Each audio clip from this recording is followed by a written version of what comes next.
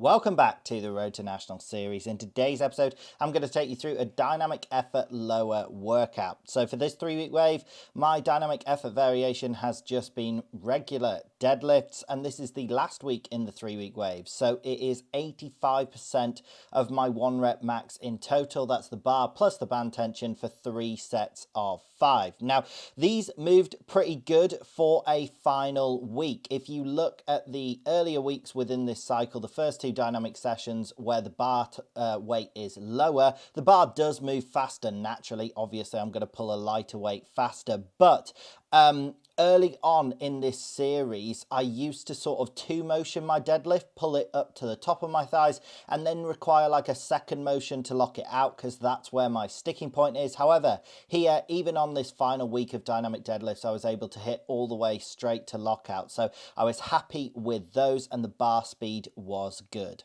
So the first accessory here is belt squats, and I went heavier than I ever have done before. The most I've ever done before was like 180 kilos last week, and I think I got that for sets of 12. Here I did 200 kilos for sets of 10, for 2 sets of 10. Now, these were great. I have changed the strap.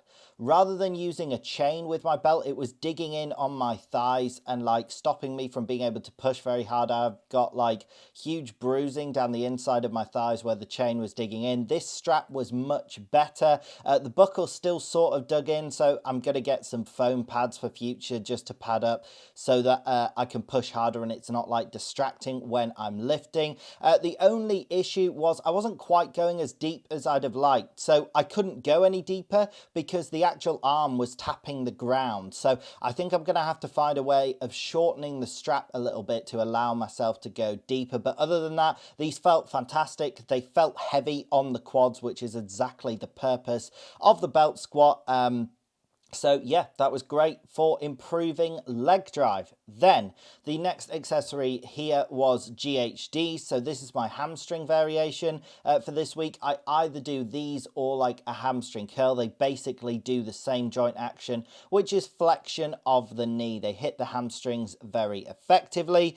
You'll see that I've got this little pad like before my knees. That is just because my GHD has a flat pad. It's a GHD reverse hyper combo, and most machines like this don't have sort of a rounded proper GHD that like the ones that you'd find like in a CrossFit competition. They're much easier and much more comfortable. This one has metal just underneath the padding. The padding's not particularly thick and it really hurts your knees. So that's the only reason why I've got that little pad in front. It's to make it a tiny bit easier but mostly more comfortable. So if you were wondering what the purpose of that was simply for those reasons. So these felt very good. I think I got sets of 15. I have been experimenting with using weight on these. I think I did them with a 10 kilo weight before, but I'm pretty sure sets of 15, well, I got a set of 15 on the first set and then like 13 and a half on the second set, but that set of 15 is the most I've ever been able to do. So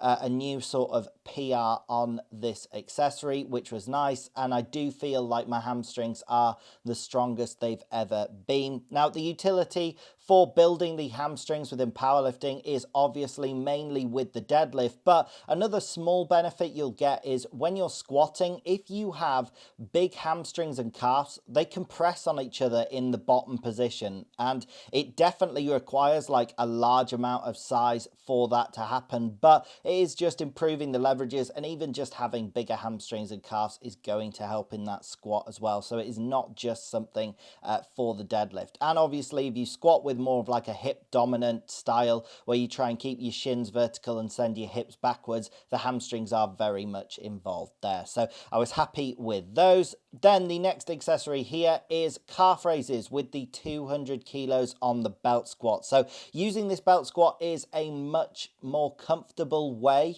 of doing calf raises rather than having the weight grounding down through your shoulders and having extra spinal compression.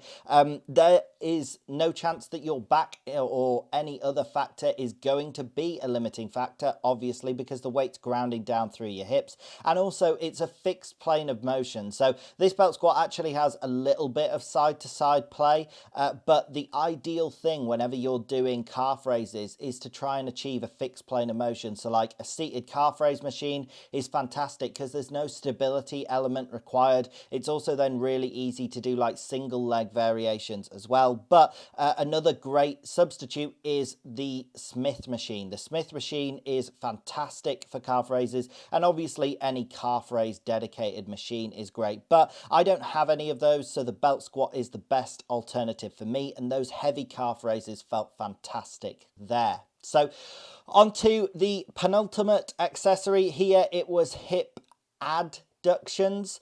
I was using a heavier band than I ever have done before. Heavier, relative term. A band with more tension. Obviously, the actual band isn't heavier. It doesn't really weigh anything.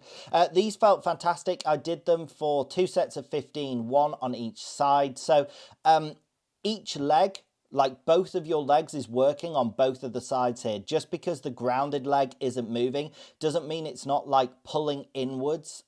You're still having to use it for leverage. Basically, you imagine pulling both of your legs in, and that's what actually pulls the band. So it hits both of the adductors from both legs on both sides.